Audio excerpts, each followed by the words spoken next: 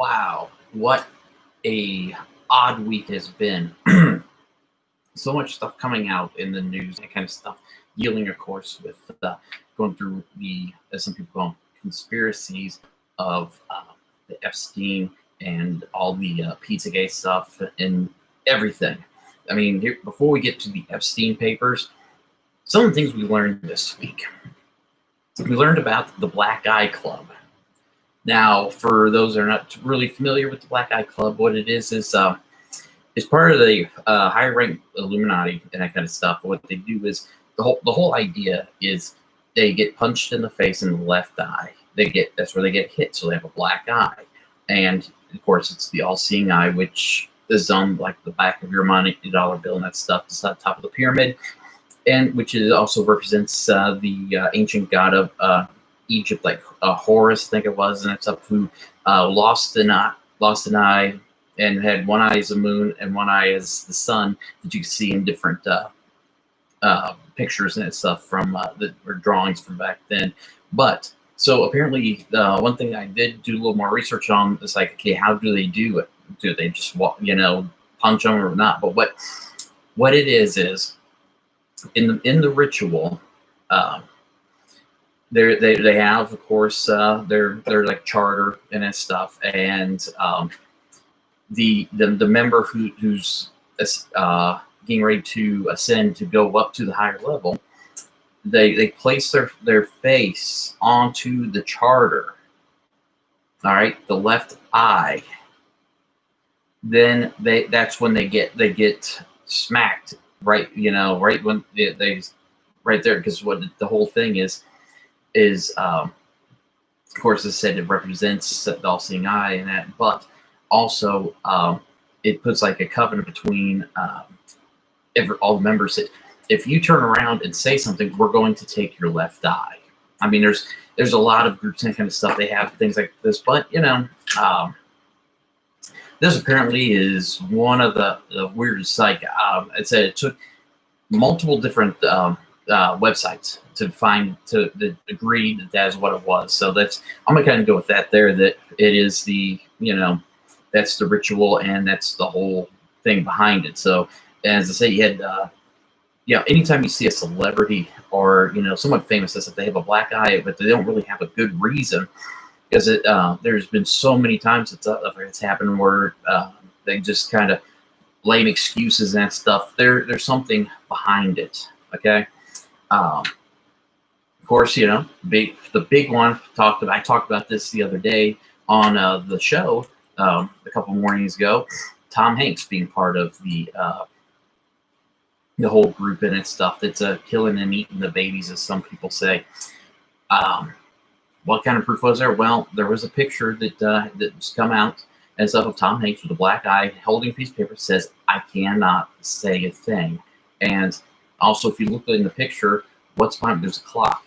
Now the clock has hamburger patties and hot dogs. Okay, that's kind of like, oh, there's a little bit there because you remember that's the one thing is the whole deal. And of course, I don't have it pulled up. What the there's all those different meanings to that stuff. Let's see what does he. Let's see if we can get that up real quick. And today is just one of those. I forgot to have that up just because of the fact that it's I was reading 635 pages of stuff in the Epstein deal. So it is just crazy. But oh wow. Let's see.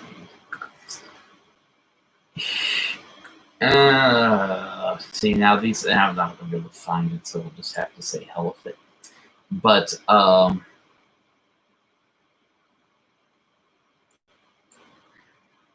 don't know. Now I'm freaking crazy, and it's gonna drive me insane if I don't find the damn thing. Because it's like, Jesus Christ, I know the whole deal there, and I had it, but then I don't have it. Okay, here we go. Here's like a quick little synopsis. It's hot dog is boy, pizza is girl, cheese is a little girl, pasta is a little boy, ice cream a male prostitute, walnut is a person of color, map equals semen, and sauce is orgy. And there's some more out there. Now, here's the one thing. It's like everybody they're jumping around with they're eating the babies, they're eating the babies. When they're saying they're eating the babies, I'm going to say this, the Trumpeteers, God bless them. They're thinking they're actually eating humans. They're not eating humans. That is just one of those words for sex, okay? Because you think about it. You already talked about hot dogs, pizza, and that stuff, and now they're eating the.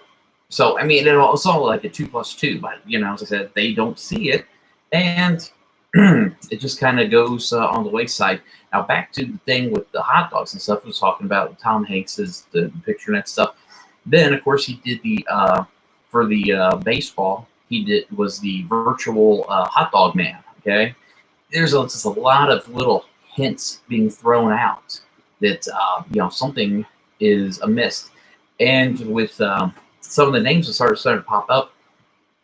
Now, granted, he was already a honorary citizen of Greece because after all, his wife, she grew up in around the area of Greece and that kind of stuff. But they moved there because his honorary citizenship was kind of like having a green card in the United States. Okay, so they move over there and they're now Greek citizens with the kids and that kind of stuff. Which it has some people kind of doing the whole. Hey, he's running away. Well, the thing is, and I know, like the other day, Johnny's like, well, no, they'll extradite. They'll extradite. No, see, here's things. In Greece, pedophilia is considered a mental disability, so they treat it differently than they do in the United States. So there's a little interesting piece of knowledge for you right there. Is they treat it differently than they do. Now, also, going along with all this stuff, you see all these powerful people I talked about before. Ellen DeGeneres saying, having her meltdown and stuff, yelling at, being mean, it's just coming out, that kind of stuff. Stuff like that would have come out a while back. So, I mean, look at all the other celebrities that have had meltdowns and stuff and got pissed off and had arguments and that stuff on set. It's already come out. I mean, and even this is what, this is before the technology that people have like today with all, everybody's got a cell phone that can record audio and stuff like that. A lot of these things were coming out and they didn't have all that kind of equipment. So that's why it's like, it kind of goes a little bit fishy on the whole deal of, well, she, that's been a toxic work environment all these years and stuff. And someone finally said something and it's just because of that, she's being taken off. Now, here's the big problem with that is they talk about that she's got good ratings. A TV company, instead of they wouldn't put the show on ice or kill the show, they would pay off the complainers, have a talk with Ellen, have her do the apology, and then keep the show going. There wouldn't be this whole, we're taking the people off. I know that we're in what they call a, it's not cross-out culture, but one of those, racing cultures. I don't know. That we're trying to get away, trying to get rid of stuff. But that's money. Money is the key to everything. All right, but not just going to throw somebody off for things like that. I mean, how people have done much worse and it's turned around and kept their jobs and stuff on in media and TV because of doing bad things. Like Sean Hannity got a little bit of trouble with the accused of some sexual harassment type stuff, and Fox didn't get rid of him because at that time he was the big dog, but he's a douche. Just like, here's one thing. Speaking of that, there, just while we're talking about Hannity and Fox News, has anybody ever noticed Tucker Carlson, when somebody is speaking, he looks like he's stumped. He's just like,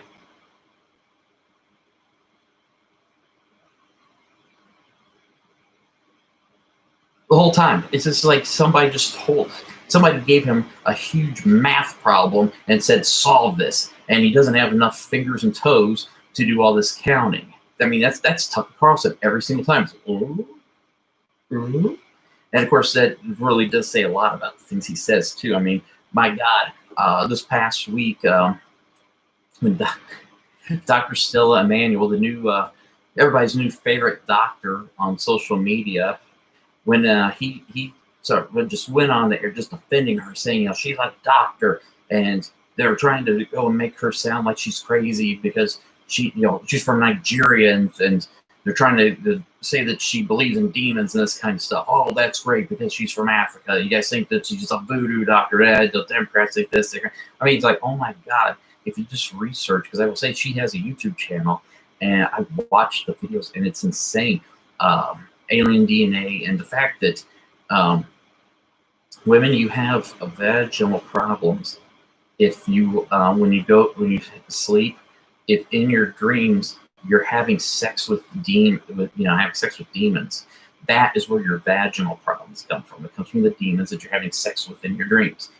I mean, just crazy stuff. They're putting the DNA back into pharmaceuticals and giving pharmaceuticals to make people quit believing in God.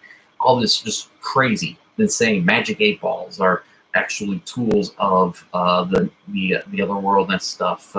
They're evil. But so that just go back. That was just my little Fox News tirade that I just had to go on a little spell of.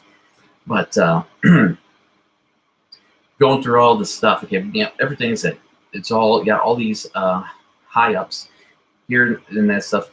But one of the people that nobody's really looked at is Mike Pence.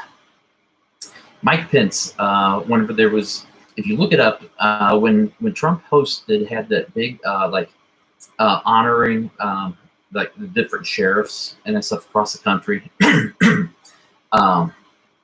If you watch behind Trump, you'll see Pence walk behind him. He's shaking everybody in line's hand, except the last couple of people he doesn't, because the person before, if you watch his handshake, changes. All right, he does a completely different handshake and slides the hand out, turns the hand, it's like slides it out, turns it over, uses his thumb, and then turns his hand completely over. And as you see, he was slipped a piece of paper that he puts in his pocket and walks away. He doesn't shake the last two people's hands. So something's going on right there. There's a higher, group that's kind of, maybe that's the whole thing is they don't think that Trump is not smart enough or whatever, or can keep a secret to be in a secret society that's ruling and trying to take things over. So they have the assistant, the vice president, they have him in there doing it. I mean, that's all I can think of on that. That's just the craziness of thinking that. Now, this, I said, got like 630 plus pages of the stuff in the Epstein files. Okay, this is the stuff that this past week got opened up from we'll just call her Miss Maxwell because I cannot pronounce her first name, the Jezin or whatever it is. I'm not sure exactly, but my God. Let me, because my printer was working, I'm gonna pull up the pages that on my iPad here, and I'm gonna read you some of. I mean, this is the stuff that was that from depositions and all that in the deal. Okay, we're gonna start. Yeah, we're gonna start because let's see, and this is only like the beginning part. I mean, there's so much more is popping out because here's the thing is, I don't think a lot of people realize Robert Maxwell was Miss Maxwell's father. Okay, he was a newspaper guy over in England. He was very corrupt, and He actually, what began out, he's did a lot of human trafficking also. So of course his daughter carrying on the family business. That's why she was such a good pimp, because of the fact that yeah, she learned from watching dear old dad on, how do about being a pimp and that kind of stuff. So I mean, God, right there you go. It's like, I don't know what else. There's really not a whole else that you could say about that, because you learn from what's around you. I guess, I don't know. I don't know on that one there, but one of the things that also, though, that's helping out Miss Maxwell with her uh, trafficking children is, now see, everybody knows of Maxwell as being being Epstein's girlfriend for all those years, which is true. But the thing is, they did have a fight, and it's in the papers also. There's a section, there's in all the sealed documents, that emails that basically, have the falling out, but they were still co-workers per se in the sex trafficking, her and Epstein, because Ghislaine she had a husband, at least it's a secret husband. He's the CEO of Worldwide Shipping. Okay, CEO of Worldwide Shipping. Okay, now what is that? Well, cargo ships. Cargo ships. So, other words, you got these big cargo ships that they're. I think it's here's the deal. His name is Scott Borderson. Okay, the CEO of a tech company called Cargo Metrics. Okay, tied to, of course, Epstein by being the secret husband of Miss Maxwell. Okay, so it's just one of those. It's just kind of, wow. That is how that, if you think about it, that's a really good way to move people around. But there was one of the things that's uncovered by the PPTF. Okay, that is otherwise known as the Pentagon Pedophile Task Force. Okay, they are a joint special operation, that is covertly going through it and trying to bust this sex ring up that's going on. Okay, they're the ones that have discovered what's going on and stuff about the marriage and stuff. And right now they've got the plans of kind of, this is what the tech company that was working on for the cargo metrics, and is going to be a way that they can turn around and track packages. So you're thinking, it's just basic tracker. Well, no, this was more in depth than just a basic tracker type thing. With the technology, they could actually conceivably take like human DNA, genetics, stuff like that, medical records, and put into the system. Now, in the system, the database that they'll be tracking and targeting victims with is used to go, and like, let's say that they get there's a female. Okay, they find out she's pregnant. They could track her to where she's at, get all of her information, and they can come in, and that's how they can kidnap kids. And they got the apparatus, and they can to toss them, and move them around. I mean, it's just like, wow, holy. I mean, like, God, it's some kind of unbelievable almost, but it's like, it's right there in front of everybody. We're gonna start off. Let's see. Whew. Oh, let me just gotta tell you some of the stuff you are not going to believe. Let's see.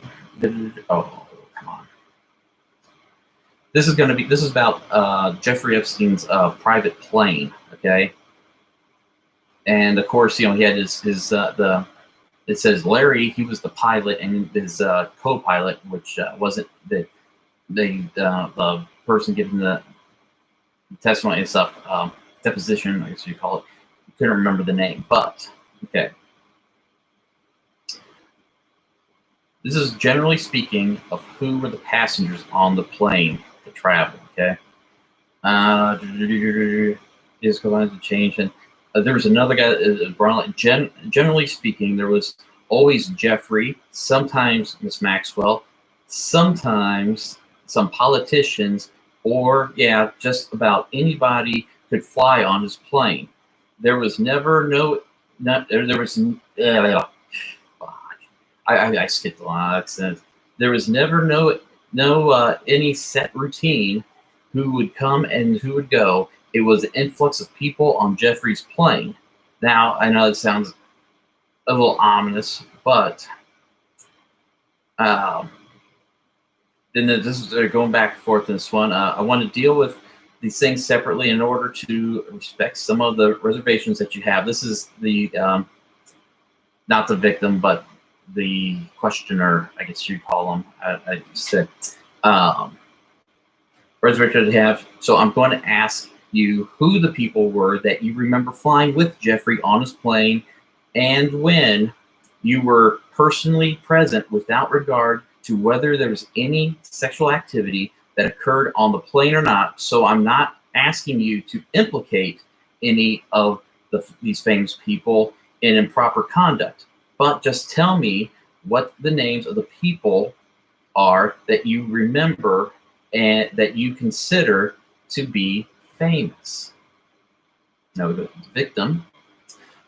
Okay, now everybody grab your seats, because, or I grab your seat, I don't want to grab your seat, but here. There was Naomi Campbell, Heidi Klum, Bill Clinton. There was Al Gore, a whole bunch of models.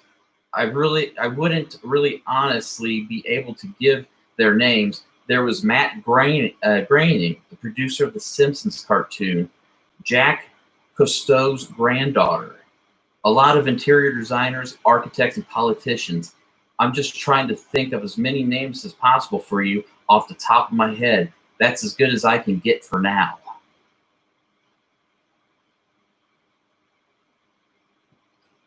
Matt Groening.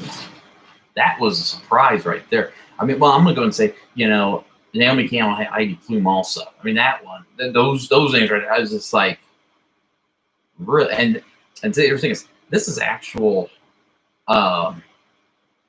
deposition legal stuff. I mean, 638 plus pages of legal paper going back and forth.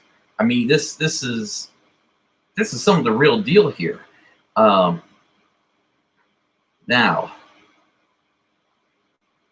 okay, now we're back to the questioner. Okay, all right, that's fine. And again, I'm not implying by my questions, nor do I want your answers to be interpreted as your suggestions that any of those people that you have just identified were engaged in any improper activities on any particular flight. But I want to talk to you now about what went on occasion in the airplane. The victims, okay, it was a lot of the same thing that went down on the ground. A lot of times it would be just, well, see, there's the thing, I'm screwing up, her English is fucking horrible, okay? I guess also she's kind of bad, I don't know. But a lot of times it would be me and Jeffrey, or me, Jeffrey, and Miss Maxwell, or me, Jeffrey, and some other girls. Sometimes Emmy, Sarah, and Nadia. Those are some of the girls who were underage and that stuff from Europe. Okay, there would be sexual conduct. There would be foreplay. There was a bed in there, so we could basically reenact exactly. I gotta scroll up. What happens in the house? It would start off with massaging, or we would just start with foreplay. Sometimes it would lead to, orgies. Of course, we go through. He's asking about there being any girls present under 18 right with Jeffrey. I mean, of course, we all know that I mean, God, and here the best part of this one, because of course she's like, yeah, of course there was, and it's on occasion there was some older girls, okay, and then all of a sudden she's like, I don't mean old as in like their 30s or anything. I mean like 28, 29. I felt really old just reading that line myself. 28, 29. They were older girls. It's like, oh my God. Yeah. I remember, well, you know what? I guess I do remember whenever I thought that was old, but Jesus Christ. Let's see. Let's see if there's any more on this page here. Let's talk about, you know, there'd be different girls that would show up and that kind of stuff. As always wasn't the same girls, because it'd be they just wanted to make some money and that kind of stuff. And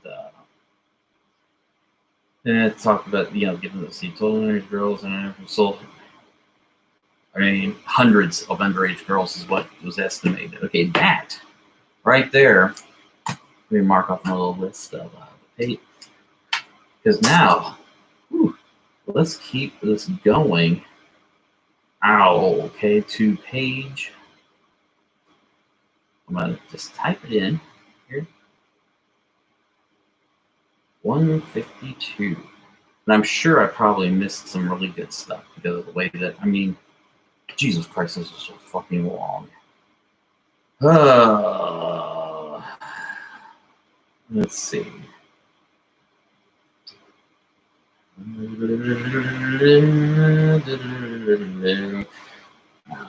Okay, let's get to see. Okay. Okay, let's see. Let's get through. Now, let's see.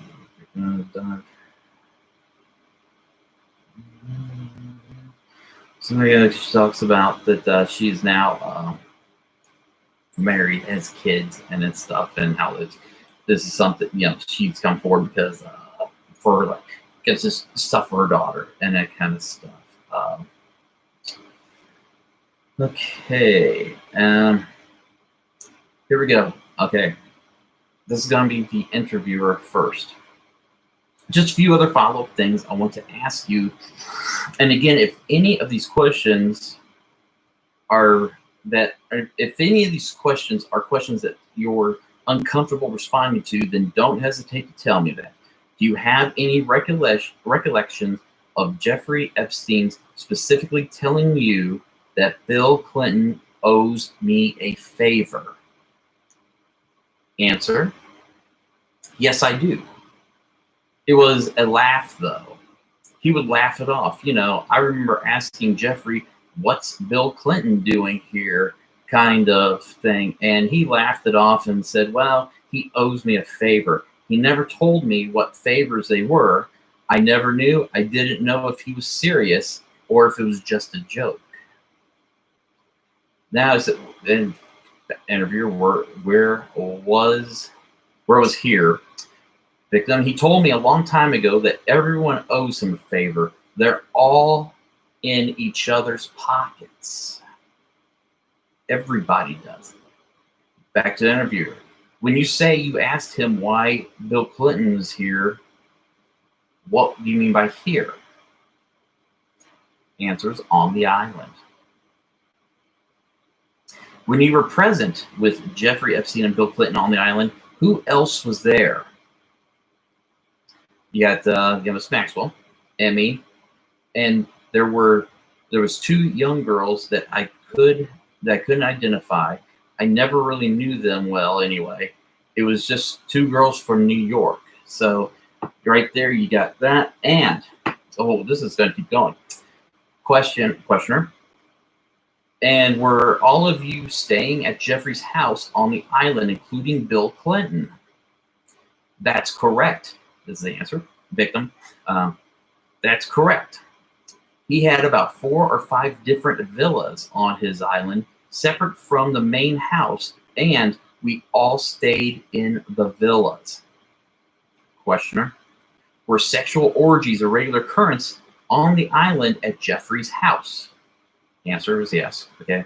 I don't think I had to say it as the victim, but yeah, that was kind of a obvious one there. Question: if we were to take sworn testimony from people I am going to name, and if those people were to tell the truth about what they knew, do you believe that any of the following people would have relevant information about Jeffrey's taking advantage of underage girls? So I'll just name, and you tell me yes if they told the truth. I think they'd have relevant information, or no, I don't think they would, or no, or they wouldn't. Of course, she said yes. Les Wexner, she said it was, I think he has relevant information, but I don't think he'll tell you the truth. Of course, if you watch the documentary, Wexner was the one who had the property next to Epstein's that the artist girl, was staying at. So that's who. Now, okay, Alan Dershowitz. Yes. David Copperfield. She doesn't know. She said, don't know if that's pertinent for me, but apparently David Copperfield was on the island. It was known as David Copperfield. Tommy Mottola. She says she doesn't know. And of course, one of them that we've been hearing a lot about, Prince Andrew. Yes, he would know a lot of the truth. Again, I don't know how much he would be able to help you with, but seeing he's in a lot of trouble himself these days, I think he might. So I think he'd be valuable. I'm not sure of trusting him. Okay. So there were some more names right there. Now, of course, it was not in that part there. Were they part of the sexual orgies? It wasn't said yet. But.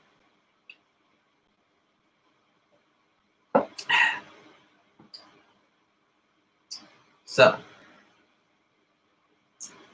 okay, let's see. Was there any more on this now? Okay, that was basically it because they said thank you for trying. But here's that was the email address that was given out of her. So we've learned a few names. But Matt Groening from the Simpsons creator, that one is kind of I'd say I was shocked, but not shocked. I guess I don't know these days. You just don't know. So let's skip a couple more pages, and as you can tell, this is getting even more interesting. Now, these parts are very, very wordy. Okay. So just give me a second here, and I can tell you. Okay. Let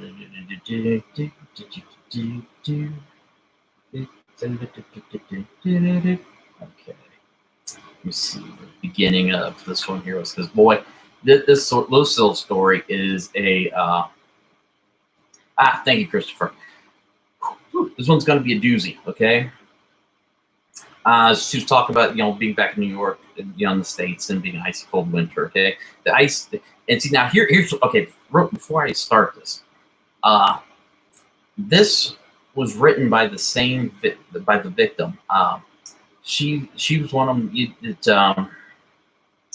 It was in she was kind of in the documentary on Netflix, but.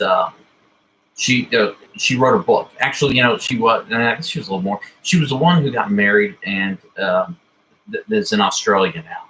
She wrote all of her stuff down. She started seeing a psychiatrist, a Dr. Lightfoot down in Australia, because of course she had emotional trauma and that kind of stuff from all going on, and there's going to be some stuff. I mean, there's going to be some stuff that's going to be ready. You're like, holy shit. Okay, the fact that. She was basically sold left and right, even though she was the, traveling masseuse, he would, rent her out for a week at a time and just have the driver drop her off places. And uh, it had hired a dominatrix to come in and do dominatrix stuff to her. And that. So, I mean, it's kind of fucked up.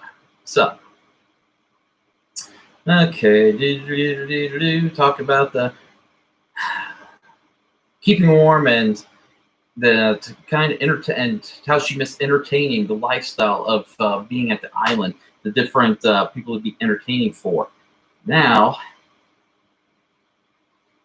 that side of the grass, that side of the fence where the grass wasn't so green, fortunately for me, and in some ways not, I was mostly expected to attend to only Jeffrey's insurmountable sexual desires. Whereas the other girls who came one day and went the next were promised to a multiple of open doors just for their meager participation in sexual acts with random men, only to be disappointed when they realized they were nothing more than a single night out for these geriatric senior citizens who most likely, due to Alzheimer's, would sooner forget the entire experience, let alone their first name. Now, gets interesting. Surrounded by those in our world who many looked up to, but not seeing them from where I was standing, I didn't have the highest of standards in humanity. Then I met Al Gore and his lovely wife during one of those many weekends away in the Caribbean. Al Gore and Tipper Gore, his wife. Now remember, Tipper Gore is the one who the whole PMRAC thing, putting the ratings on music and stuff like that.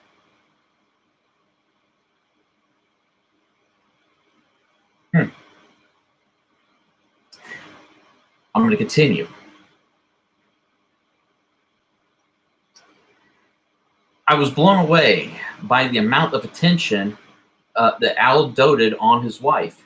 It was so sweet to watch. They sat next to each other at the dinner table, gazing in one another's eyes, having an intimate conversation between them. Among the many visiting that night, and the many of them young, beautiful women, not once did Al's eyes stray elsewhere. To them, they were the only ones there. He was up for presidential election.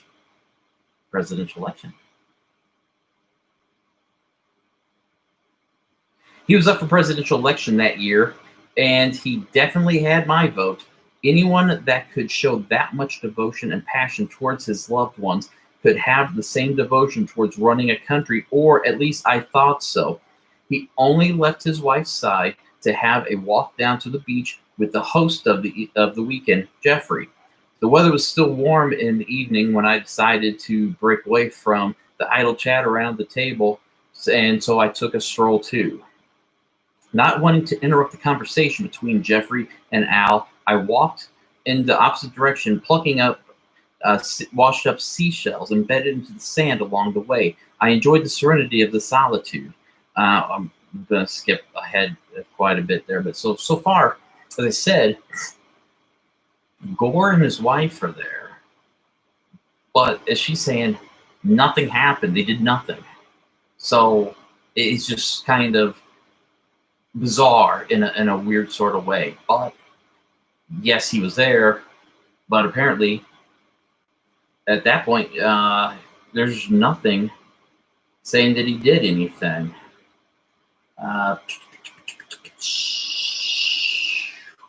Let's see.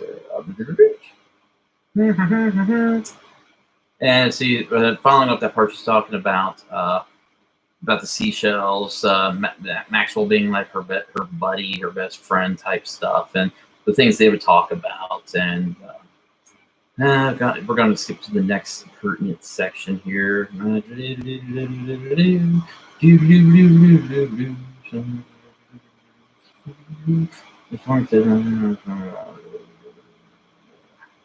Because I know this is the next big part. Here we go. The next big dinner party on the island had another significant guest appearance, being the one and only Bill Clinton. He's the only president in the world to be dismissed from his role as a world leader because he was caught with his trousers around his ankles and had the stain to prove it, publicly humiliating his wife and himself. He retired from his title, but not from his lifestyle. This wasn't a big party as such. Only a few of us were eating at the dinner table. There was Jeffrey at the head of it all, as always. On the left side was Emmy, then Miss Maxwell, and I. Sitting across the table from us was Bill with two lovely girls who were visiting from New York.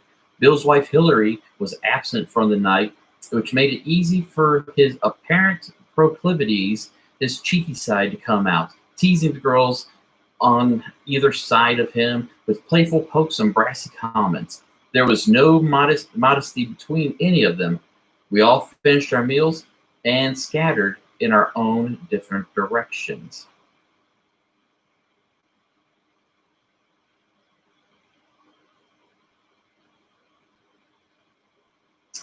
Jeffrey wanted his evening massage before bed, and Miss Maxwell, Emmy went to their office to talk about something, leaving our guest of honor to find company elsewhere, strolling into the darkness with two beautiful girls around either arm. Bill seemed content to retire for the evening.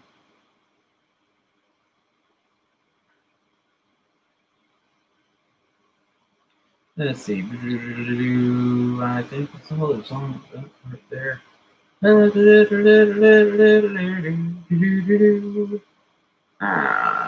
see.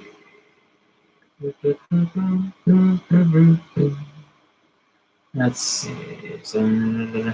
And he talks about, okay, this here Jeffrey's business. Now this is the next person that is kind of, if once again, if you watched the Epstein thing on Netflix, little docu-series, you know that this person was said to have been around him and all this kind of stuff. So it's not going to be a big surprise, but some of this might be. Jeffrey's business was running well from the looks of his attentiveness. The office he owned in the Upper East Side of Manhattan. Alan Dershowitz, his colleague in finances and personal solicitor, a bird of the same feather, I had seen hanging around the island in Jeffrey's Manhattan mansion. Now, in the documentary, he said he wasn't at the island, but apparently here, he is being said that he was at the island. Alan's taste for young and beautiful girls was a bias for a blooming business relationship between him and Jeffrey. After an explicit session of Jeffrey's vulgar pilgrimage into my body, we were interrupted by a knock at the door by Jeffrey's good friend Alan. I wrapped myself in Jeffrey's pink bedsheet, which is the color preference he chooses to sleep in because it reminded him of the same color of his own words. Pussy. He covered himself up, answered the door, completely calm, opening. So basically, he walked out. They did, talk business. And that was kind of the end of that one there. Because, well, I was just in that one there. Because then it talks about when he came back and they made the love, as they say. But, I mean, so far, this is just crazy. I mean, this is just so. People we have so far heard, of course, Bill Clinton, Al Gore, Al Gore's wife, Heidi Klum, David Copperfield, Alan Dershowitz, Matt Groening, and let's see, now I'm going to have to go back to see who that other person was, because I cannot remember the name of the person's, the female name that was all in it. Let's see. No, it wasn't that one there. So let's go. I think it's this one here. Oops. Oh, I know this is one of those crazy ones that's like, I hate those websites that when you barely do something that it just flips and goes back to the beginning. I guess it wasn't that. Shit. What was it that? Oh, no, I was wrong. Oh my god. Yeah, this wasn't one there, but just the fact that Gore brought his wife, which is just kind of odd in a weird sort of way, I just found that kind of, knowing the history of, let's see, what was that? Let's see. Okay, no, Naomi Campbell. That was it. I couldn't fucking remember her name. You know what? Let's just write that down. Naomi Campbell. But, okay, now we're going to move ahead to, it's getting a little crazier, is what we're going to find out here in a little bit. Okay.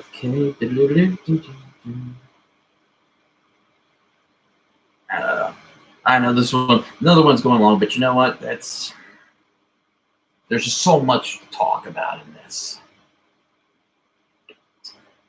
And come on. No, I wanted. There you go. Of course, I can't get the page I want to come up now. God damn it. Oh, okay. Here we go.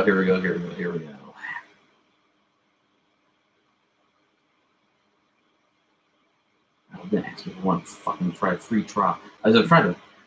Why do these fucking things have to do this, man? Every goddamn time. It's like I'm in the middle. You're in the middle of something, and then bang. Okay. Now here's one of the problems with this part when we get to. Here's more. There's a lot of lines that are blanked out because now we're getting straight into some of the crazy stuff, and just begin off with basically we're gonna go basic, then I'll say that the real questions and the answer. Basically, asking about, were you sex trafficked to famous people? And of course, yes. Politically connected, financially powerful people, and the answer once again was yes. And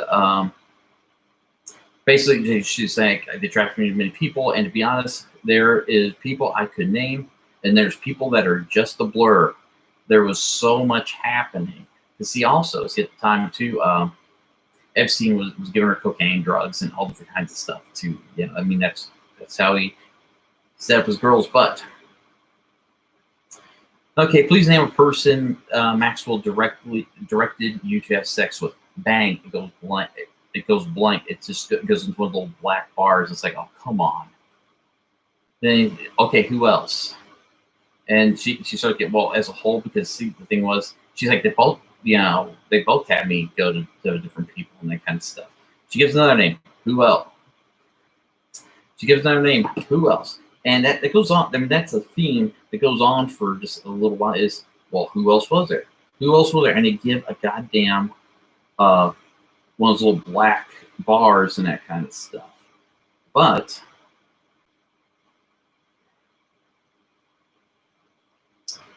okay. So let's see. What have the conversation? Okay.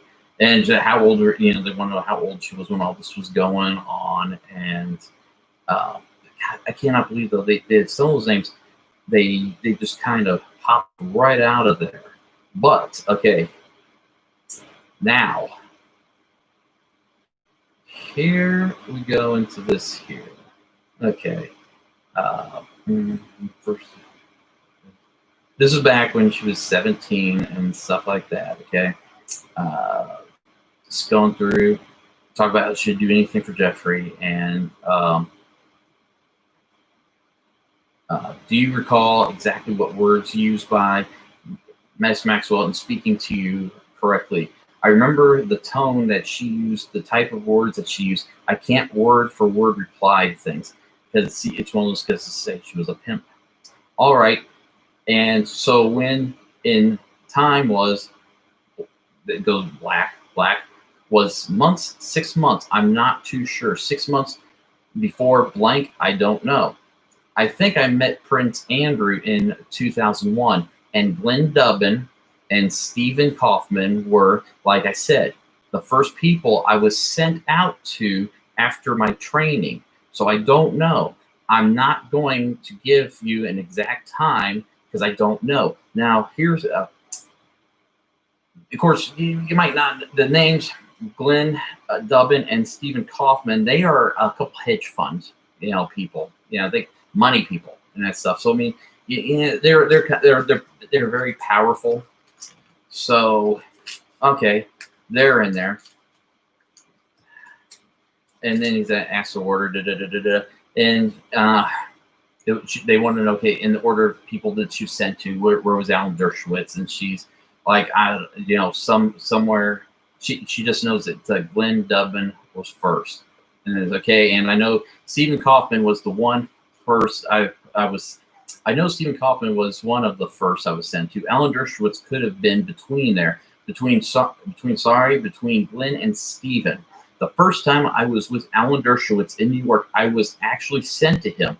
It actually happened at one of Jeffrey's residences. So it's very hard for me to chronologically give you each individual person's order. Question.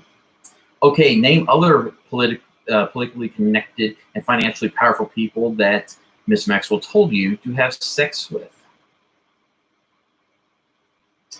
And again, I'm going to tell you they, because, she's like, okay, it's the same as Maxwell, but she's saying they both had, they both were together. One said it is from both of them. They instructed me to go to George Mitchell, Jean-Luc Brunel, Bill Richardson, and another prince that I don't know his name. A guy that owns a hotel, a really large hotel. And that's whenever we get another blacked out bar. Who owns a hotel to be famous that would have a blacked out bar? Because it seems like some really big names are being blanked out for right now. And then there was Marvin Minsky. Yes, Jason, Trump's the answer that we're looking for. There was, another foreign president. I can't remember his name. He was Spanish. There's a whole bunch of them that it's hard for me to remember all of them, I was told to do some things for people constantly, told to my whole life revolved around just pleasing these men and keeping Miss Maxwell and Jeffrey happy. The whole entire lives revolved around sex. They call massages sex. They call modeling sex.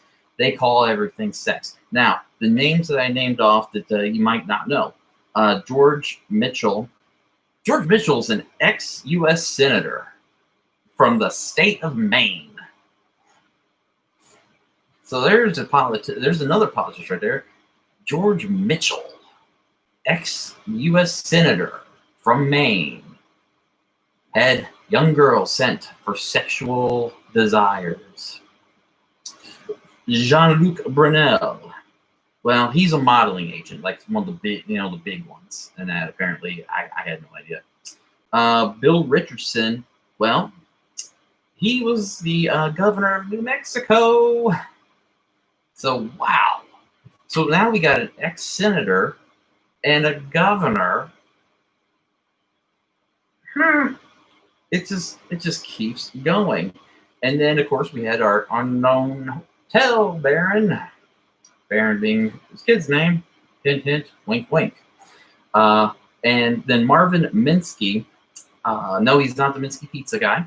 He was a MIT scientist, professor, and that kind of stuff. And there was another professor that they blanked out the name, but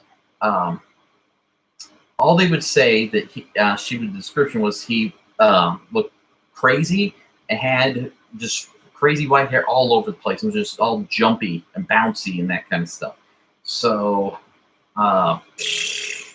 there's where we're at so far. Now we still got some more to go.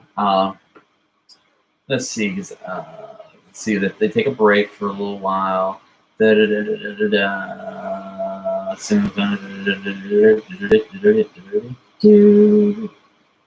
goddamn, there's this one that it's just like as soon as I read it, you're like, holy fuck. You know, you're just not. You're go.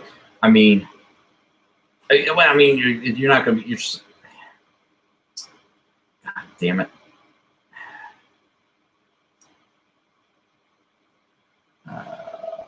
Yeah. Let's see. Striking me of sexual relations. I'm not disclosing the fact that Jeffrey also told me. Just from mouth. So it's saying that's kind of talking about how that when one says it, they both say to go have the sex. We both are, you know. I'm saying it to you, but it's coming from both of us.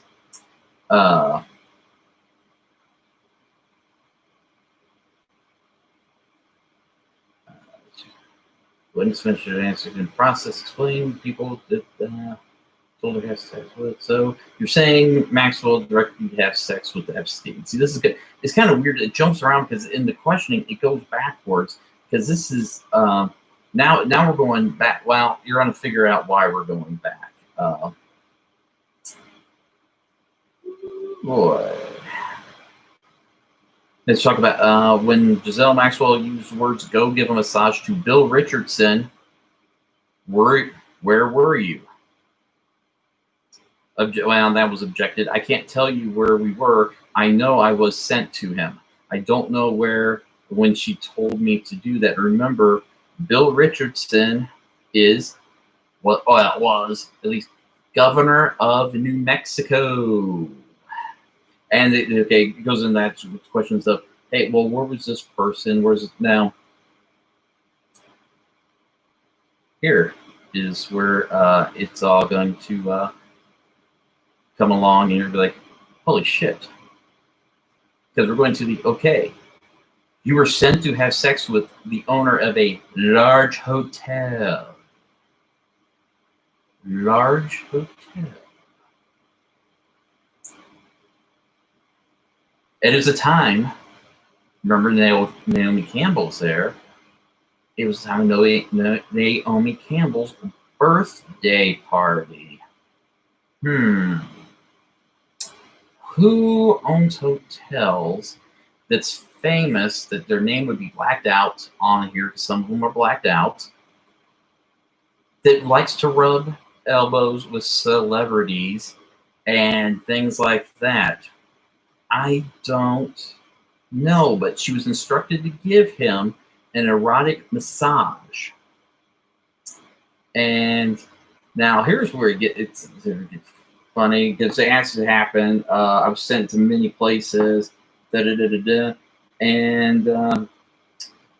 when did she send you to have sex with the large object? There's a lot of objections because they're asking about, they want to know more detail about the sex with the large hotel owners.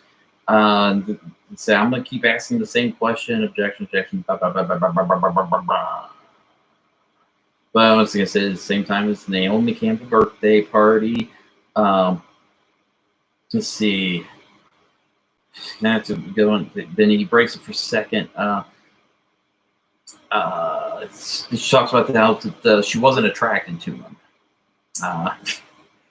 I mean, this thing is, she's saying these answers as you got one person saying objection, the questioner asking the stuff, and she's just blurting them out. I mean, as I said, that's just kind of wow. She talked because she put, now here's the one thing is, She talks a little bit about having a green spiral notebook that has some of the information, that had some of the information, I should say. But I guess when she was when she was done and got out of life, so she burnt it. You know, she talks about the burning it at a bonfire and that kind of stuff, because she wanted. They said this was the girl who in the documentaries on Netflix is went to Australia, was sent to Thailand, and then went to Australia to do the massage stuff, or and then where she met her husband and all that kind of stuff. So now, one of the other crazy things, and this is one that there's a direct allegation that she said was talking about one of the times with Prince Andrew, one of the creepy times, because I guess he was talking. It was young girls about because he's got the daughters and that kind of stuff. It was at Heidi Klum's hooker and pimp party in May of 2016. So that, unfortunately, right now is from what's been released. It is an interesting read in places, because I mean, if you watch the documentary and then you go through the stuff, it brings up, and you're like, you remember some of these things that happened, that they're recalling and that. But I said the problem is they blanked out some names for now, so it sucks. But what are you gonna do now? One of the other things too is out of all the stuff, the question, one of the questions, the cross-examine, all that kind of stuff. The girl that was the victim, they went after, because it said she sought medical help, psychiatrist, that kind of stuff, for the trauma she went through, and apparently she was being attacked for that she was crazy, stuff like that. How she and it just really just tore her to pieces at times. So, man. So we have foreign princes. Well, some foreign princes don't name a Spanish president of some sort. Prince Andrew, George Mitchell, ex-U.S. senator from Maine, Marvin Minsky, MIT guy, Bill Richardson, governor, or former governor. He was a governor. He had the title governor of New Mexico. And then she didn't come out and say, and now she didn't say, because in the documentary, that's one thing, the one girl was saying that she saw Bill Clinton there, but Bill didn't do anything. It was just kind of one of those high and buys, where she didn't say Bill did anything, but she was saying that Bill was kind of being a little promiscuous and just kind of the fun guy at the party, stuff like that. So then the whole Al Gore thing that was said, that one was probably, I'm gonna say, as buttoned up as he seems to be, especially with the way the tipper, the whole, all that stuff. It's really insane to have seen that name pop up and hear the story, and it's just like, but it was actually it was an odd story. So did something happen? I don't know. But the fact though that this happened when he was the year that he was gonna run for the whole presidential election stuff. So just kind of really, it's like, what's going on here type stuff. So I don't know. Hopefully we'll get some more stuff during this next week from that, which of course is going to be interesting anyway, because if you think about when she got arrested, Trump doing that, he wishes her well. It also kind of throws another arrow at the hotel owner that's famous, stuff like that. Just kind of like Trump. That's what I see. And this thing is, part of me is said, part of me wouldn't be surprised because it said if you go to the that big deal he did for the sheriffs and stuff, little appreciation thing, and you watch Pence, watch the handshake. He's in on. Pence is one of the guys. He's one of the high ups. He's part of the um, child trafficking scheme. I mean, it's just right there. He had the handshake, everything. It was just once again. Of course, you're not. I guess you're not surprised because I mean, you're the guy who will not even be alone in a room with another female, only if his wife is there. So there's something in that whole entire mess, but who knows? I don't know. It all goes insane. I mean, shit. Next, there's an area. It's actually there was a camp up in Nebraska of there's some survivors from that. I'm going to talk about that. I'm going to talk about them next week because I just ran across their stuff and it's like I want to read it. These they were being hunted. The kids were. Now here's the weird thing was it wasn't like they were being it's there's some of the camps that were being killed for sport, which was just bizarre. But a lot of them that they had them dressed as bears and they hunted them. These different pedophiles, and one of them is a reverend.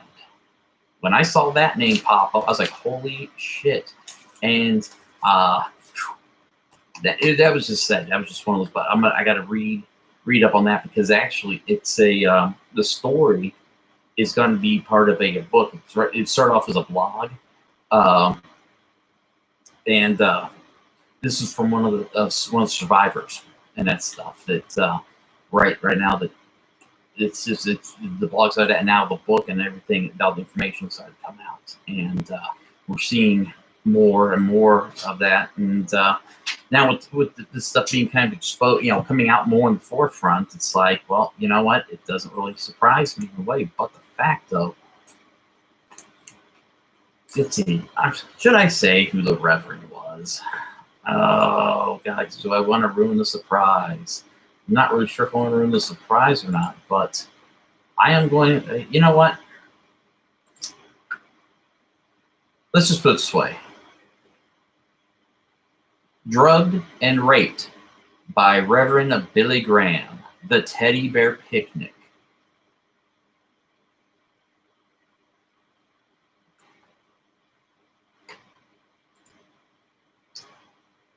I hope you all got that one in.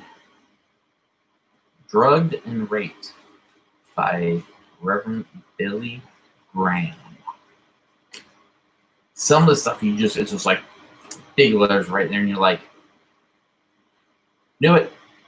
So I don't know. It's just gonna be this whole week's just gonna be insane and that kind of stuff. We're going to begin to watch is my prediction of what's going to happen. With this whole pandemic thing, since they still cannot come up with a stimulus package to help people out. So you know what? Today, of course, everybody knows today was the last day of renters being able to not be evicted, things like that, people who lose houses, and it just ended. It just came to a complete halt. Supposedly this weekend they're going to get something figured out, but then they go on hiatus for a while. So it's like, well, they're on a hiatus. People. That's when people are going to start being evicted. And once again, I must say this: my belief when they start being evicted is the suburbanites. They're not just going to go and go into the city, stuff like that. No, because the thing is, the suburban people, like let's say for instance, Johnson Countyans, okay, they're not going to want to wind up in the inner city because they're frail and pale. They're going to pack up their stuff. They're going to go out to some of the small towns, the very, very, very small ones, like Cackley. Cackley is a town that it was at one time a town of only like 7 people, and one of the people killed someone. They murdered somebody, but no, not in that town because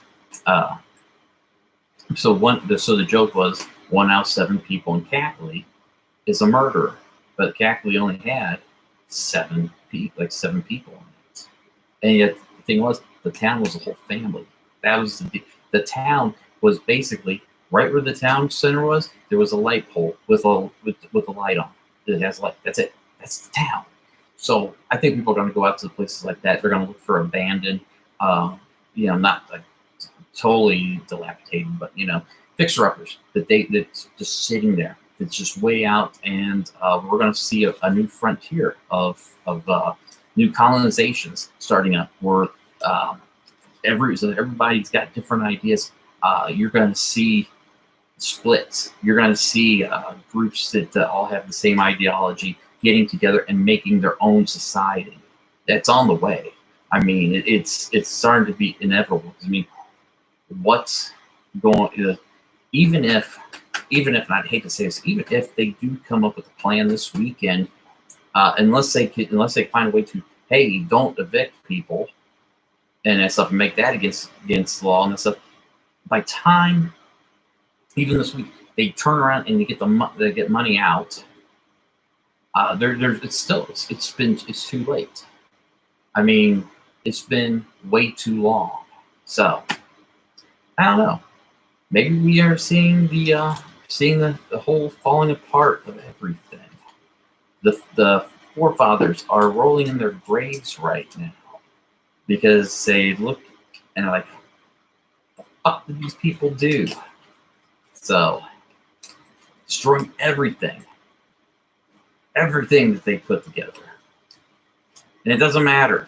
It's the whole anymore. If you look at the current political temperature, I guess you say, in the United States, the Constitution doesn't mean anything. The Constitution is just a piece of paper that nobody even thinks, gives 2 cents about. Even they just, they know what they want to know from it. Like, they can't take my guns. They can't take my guns. They don't think about the fact that when that was written, that it was that you didn't know when you were going to be in danger from wild animals, stuff like that. Because this whole frontier where you know what the thing you don't need? You don't need a machine gun turret sitting on top of the roof of your house. Okay, I'm not against guns.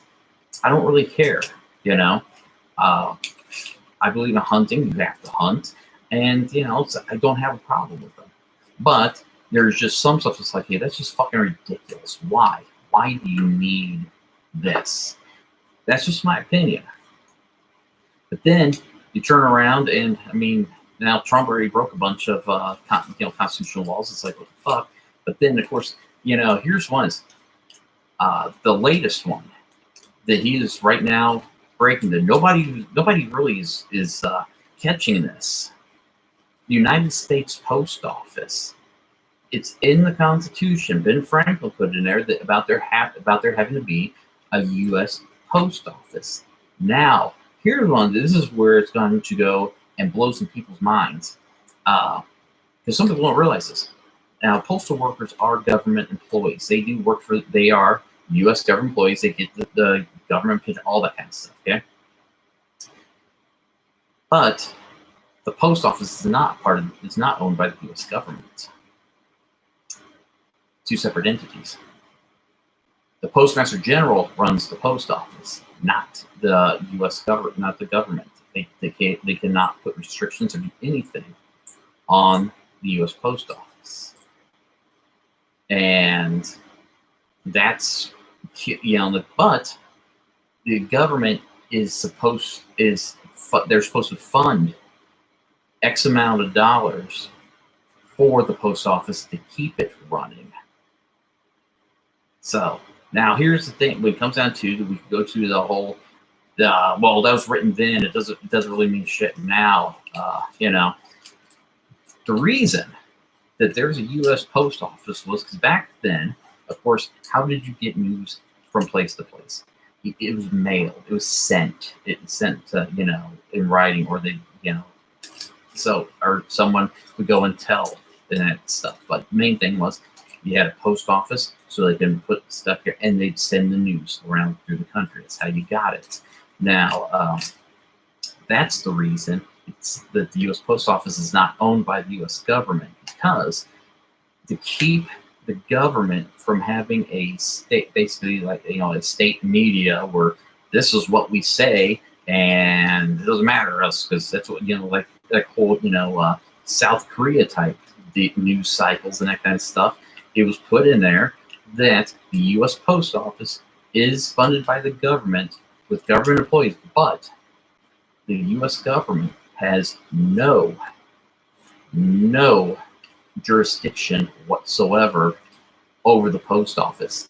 That was to keep it fair, where it didn't matter. You had both sides. It didn't matter. It wasn't all just one opinion. It's like you got news from both directions, which of course, even then, the news, it didn't matter what side, if you're Republican or Democrat, you actually reported the truth. It wasn't until the advent of cable television that all that just kind of fell apart. Yeah, younger generation, that the way they're texting is sending handwritten letters. That is true. How many? I mean, hell, it was. I remember learning cursive in like second or third grade, somewhere around there, and the fact that I remember some kids that played soccer for me and saw had some stuff written out, and it was in cursive. A couple of them were like, "What are these squiggly lines?" They had no idea what I wrote, because it's like they don't teach it. They teach block lettering, because everything is turned to the whole. There's no more writing, so it's dead. But when it comes right down to it, the post office is one of those. Even though it's like it's archaic, it's unneeded. It's in the Constitution. You got to throw that in with the same, as I said, with the whole gun law. In the Constitution. Yeah, there's a lot of stuff that we go through the Constitution. It's like, is it needed anymore? No. When it was written, was it? Yes. But so it's just one of those that we got that the whole cancel culture is going to come through. Of course, they're going to rip a lot of that stuff apart, and it's just going to be, instead of a nice ease into things. But hell, we're going to have the United States before too long anymore. Now, Trump saying that about postponing the election, at least the one thing, even if he did postpone the election, when it comes right down to it, and this is in the Constitution, when his term is up, if there is not a vote, we didn't name a new president. His term in the Constitution is up. That is pretty funny too. That's it. Nah, Jason, I'd like the better one as a 1-year-old. It seems funnier, but still, I mean, it's in the Constitution that the presidential elections they have to happen. We cannot have a new president, and when the term ends, unless there is an act of Congress. Oh shit. Just want to let everybody know that apparently there's a protest march tomorrow, state line. They were prepared for last Friday. I wonder what time. Wow. Let's see if there's got a time on there. Just see. I'm gonna send in what time. Because hey, this is the same group that had 4 people arrested and that stuff. So. Hey, who wants to go to a protest tomorrow? But no, it's just one of those. In the Constitution, your term comes to an end. It's done. If we have no more, you know what,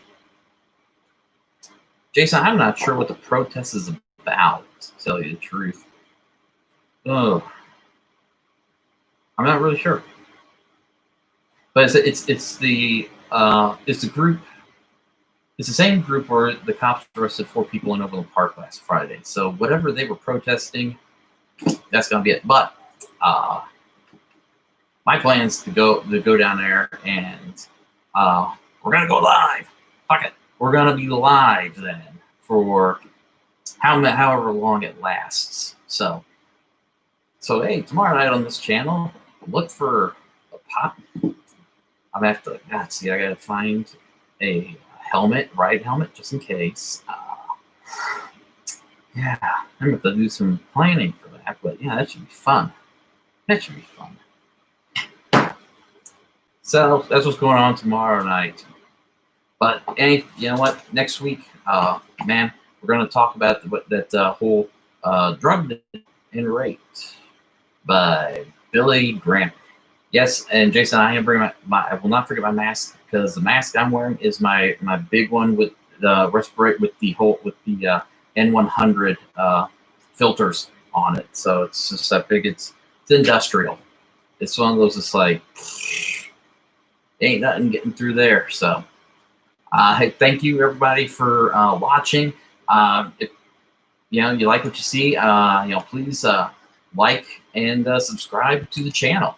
And there'll be more content coming soon. So have a nice evening.